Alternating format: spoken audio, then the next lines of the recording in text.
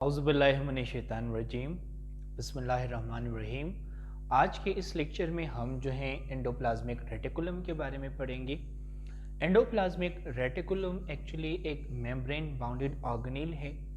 Organelle हम कैसे कहते हैं? सेल की जो पार्ट्स हैं जो सेल के लिए वाइटल फंक्शंस परफॉर्म करते हैं, सेल के उन पार्ट्स को हम क्या नाम देते हैं? ऑर्गेनेल का नाम देते हैं।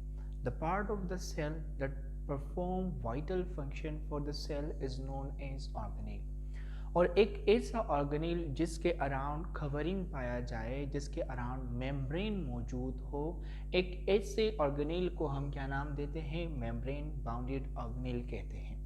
तो आपने ज़हन में रखना है कि जो एंडोप्लाज्मिक रेटिकुलम है ये एक मेम्ब्रेन बाउंडेड ऑर्गेनेल है, यानी सेल का एक ऐसा इम्पॉर्टेंट पार्ट है जिसके अराउंड मेम्ब्रेन पाया जाता है, कवरिंग पाया जाता है। एंडोप्लाज्मिक रेटिकुलम ये जो है सेल की साइटोप्लाज्म में पाया जाता है, सेल की साइटोप्लाज्म में ये एग्जिस्ट करता है। खुद जो एंडोप्लाज्मिक रेटिकुलम है ये जो है इसके बास पोर्शन सेक नुमा स्ट्रक्चर से मिलकर बना है, और इन सेक नुमा स्ट्रक्चर्स को हम क्या नाम देते हैं? सिस्टर्नी का नाम देते हैं। और इसके बास पोर्शंस जो है ट्यूबुलर स्ट्रक्चर से मिलकर बना होता है। तो आपने ज़हन में रखना है कि जो हमारी एंडोप्लाज्मिक रेटिकुलम है वो बेसिकली दो चीज़ों से मिलकर बना है। इसके बास पोर्शन सेक स्ट्रक्चर से मिलकर बना है। इंसेक्ट लाइक स्ट्रक्चर्स को हम कहते हैं सिस्टर्नी, और इनके बास पोर्शंस जो है ट्यूबुलर स्ट्रक्चर से मिलकर बना होता है। और इसी तरह अगर हम देखें, ये जो एंडोप्लाज्मिक रेटिकुलम है ये न्यूक्लियर मेम्ब्रेन के साथ भी अटैच है, और ये जो है सेल मेम्ब्रेन के साथ भी अटैच है। It is attached both with nuclear membrane of the nucleus and cell membrane of the cell.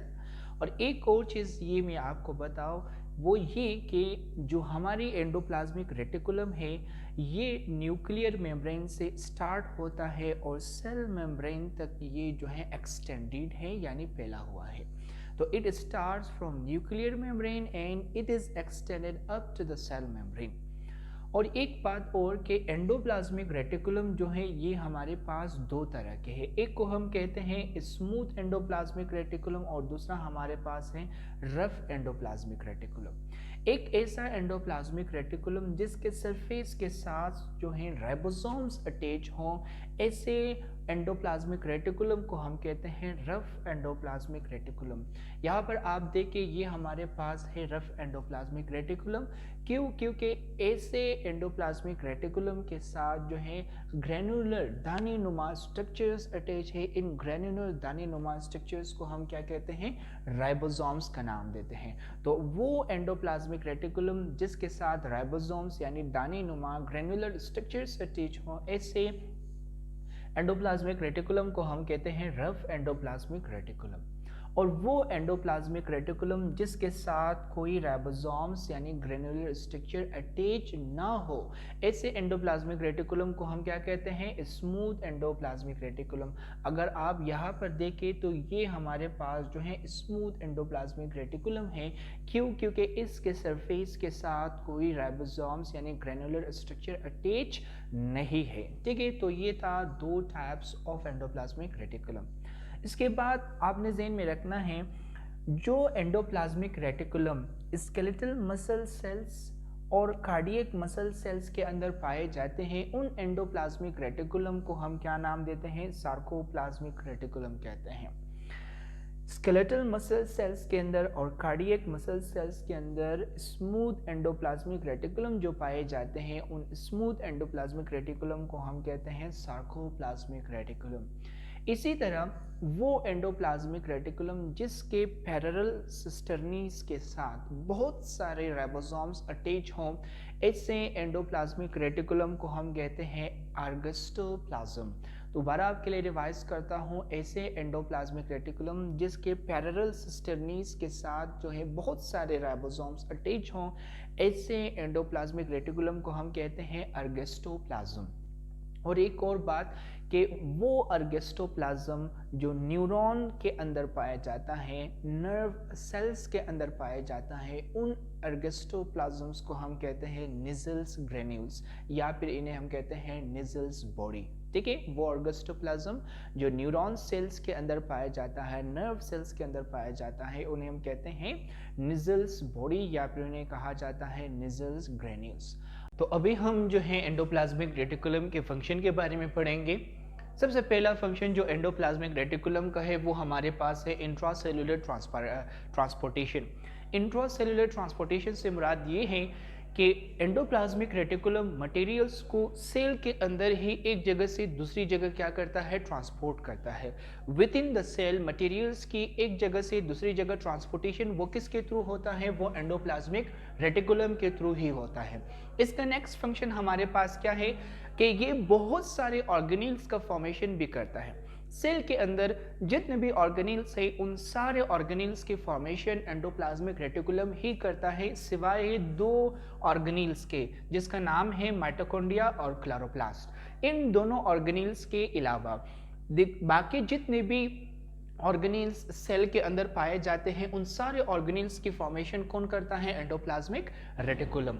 इसी तरह एंडोप्लाज्मिक रेटिकुलम के अंदर जो है मुख्तलिफ केमिकल रिएक्शंस भी होते रहते हैं। मिसाल के तौर पर ग्लाइकोलिसिस एक ऐसा प्रोसेस है जिसके दौरान ग्लूकोज की ब्रेकडाउन होती है इनटू पायरुविक एसिड। तो ग्लाइकोलिसिस प्रोसेस जो है एक कैटाबॉलिक रिएक्शन है जो किसके अंदर परफॉर्म होता है, एंडोप्लाज्मिक रेटिकुलम के अंदर। तो आपने ज़हन में रखना है कि बहुत सारे जो केमिकल रिएक्शंस है, केमिकल पाथवेज हैं, वो सब भी जो है एंडोप्लाज्मिक रेटिकुलम के अंदर ही होता है।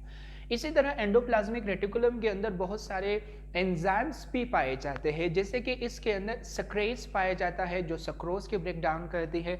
इसी तरह इसके अंदर ग्लूकोज 6 फॉस्फेट भी पाया जाता है और NAD डाइफॉस्फेटेज भी इसी के अंदर ही प्रेजेंट है। इसके अलावा सेल मेम्ब्रेन के अंदर जो कोलेस्ट्रॉल, फॉस्फोलिपिड और प्रोटीन है उसकी भी फॉर्मेशन कौन करता है, एंडोप्लाज्मिक रेटिकुलम। ठीक है, फॉस्फोलिपिड, कोलेस्ट्रॉल और प्रोटीन जो सेल मेम्ब्रेन का पोर्शन है, सेल मेम्ब्रेन का हिस्सा है, इन तीनों मटेरियल्स की फॉर्मेशन भी कौन करता है, एंडोप्लाज्मिक रेटिकुलम ही करता है। और साथ ही साथ एंडोप्लाज्मिक रेटिकुलम का काम डिटॉक्सिफिकेशन भी है। डिटॉक्सिफिकेशन हम किसे कहते हैं, एक ऐसा प्रोसेस जिसके दौरान आप किसी भी मटेरियल की टॉक्सिसिटी को रिड्यूस कर ले या किसी भी मटेरियल की टॉक्सिसिटी को ख़त्म कर ले, उस प्रोसेस को हम क्या कहते हैं, डिटॉक्सिफिकेशन के नाम से जानते हैं। तो आपने ज़हन में रखना है कि एंडोप्लाज्मिक रेटिकुलम का काम डिटॉक्सिफिकेशन भी है, यानी जहरीले मटेरियल की टॉक्सिसिटी को रिड्यूस करना या फिर ख़त्म करना। साथ ही साथ जो है न्यूक्लियर मेम्ब्रेन जो न्यूक्लियस का एक कवरिंग है उसकी फॉर्मेशन भी जो है एंडोप्लाज्मिक रेटिकुलम के थ्रू ही होता है। इसके साथ अगर हम देखें एंडोप्लाज्मिक रेटिकुलम जो है वो सेल की शेप को भी मेंटेन करता है, लेकिन एंडोप्लाज्मिक रेटिकुलम ये काम अकेले नहीं कर सकता, बल्कि एंडोप्लाज्मिक रेटिकुलम ये साइटोस्केलेटन जैसे कि माइक्रोफ्लामेन और माइक्रोट्यूब्यूल इन दोनों के साथ मिलकर जो है सेल की शेप को क्या करता है, मेंटेन रखता है। तो ये सारे एंडोप्लाज्मिक रेटिकुलम का फंक्शन था। ये एक बार दोबारा आपके लिए रिवाइज करता हूँ। सबसे पहला फंक्शन जो एंडोप्लाज्मिक रेटिकुलम का है वो हमारे पास क्या है, इंट्रासेलुलर ट्रांसपोर्टेशन। इंट्रासेलुलर ट्रांसपोर्टेशन से मुराद ये कि सेल के अंदर एक जगह से दूसरी जगह मटेरियल्स के ट्रांसपोर्टेशन वो एंडोप्लाज्मिक रेटिकुलम के थ्रू होता है। इसी तरह सेल के अंदर जितने भी ऑर्गेनेल्स हैं उन सारे ऑर्गेनेल्स की फॉर्मेशन एंडोप्लाज्मिक रेटिकुलम ही करता है, सिवाय दो ऑर्गेनेल्स के जिसका नाम है माइटोकॉन्ड्रिया और क्लोरोप्लास्ट। इसी तरह से एंडोप्लाज्मिक रेटिकुलम के अंदर बहुत सारे केमिकल रिएक्शंस भी होते हैं। इसके अंदर बहुत सारे मेटाबॉलिक पाथवेज भी एग्जिस्ट करते हैं, जैसे कि इसके अंदर ग्लाइकोलिसिस प्रोसेस होता है। ग्लाइकोलिसिस एक ऐसा प्रोसेस है जिसके दौरान ग्लूकोज की ब्रेकडाउन होती है इनटू पायरुविक एसिड। इसी तरह इसके अंदर बहुत सारे एंजाइम्स पाए जाते हैं, जैसे कि इसके अंदर सक्रेज है, ग्लूकोज 6 फॉस्फेटेज है। इसी तरह इसके अंदर NAD डाइफॉस्फेटेज पाया जाता है। साथ ही साथ जो है ये कोलेस्ट्रॉल, फॉस्फोलिपिड और प्रोटीन की फॉर्मेशन भी करता है। और डिटॉक्सिफिकेशन भी इसी का ही काम है। डिटॉक्सिफिकेशन हम किसे कहते हैं, एक ऐसा प्रोसेस जिसके दौरान आप किसी भी जहरीले मटेरियल की टॉक्सिसिटी को रिड्यूस करें या ख़त्म कर ले, उस प्रोसेस को हम क्या कहते हैं, डिटॉक्सिफिकेशन कहते हैं। और डिटॉक्सिफिकेशन भी किसके थ्रू होता है, एंडोप्लाज्मिक रेटिकुलम के थ्रू ही होता है। न्यूक्लियर मेम्ब्रेन जो न्यूक्लियस का कवरिंग है उसकी फॉर्मेशन भी न्यूक्लियर मेम्ब्रेन ही करता है, और साथ ही साथ ये सेल की शेप को भी मेंटेन रखता है थ्रू माइक्रोफ्लामेट एंड माइक्रोट्यूब्यूल। इन दोनों के साथ मिलकर सेल की शेप को मेंटेन रखता है। होप आपको ये वीडियो समझ आ चुका हो। अगर आपको कोई क्वेश्चन है तो आप नीचे कमेंट बॉक्स में पूछ सकते हो। आज के लिए इतना ही, थैंक यू।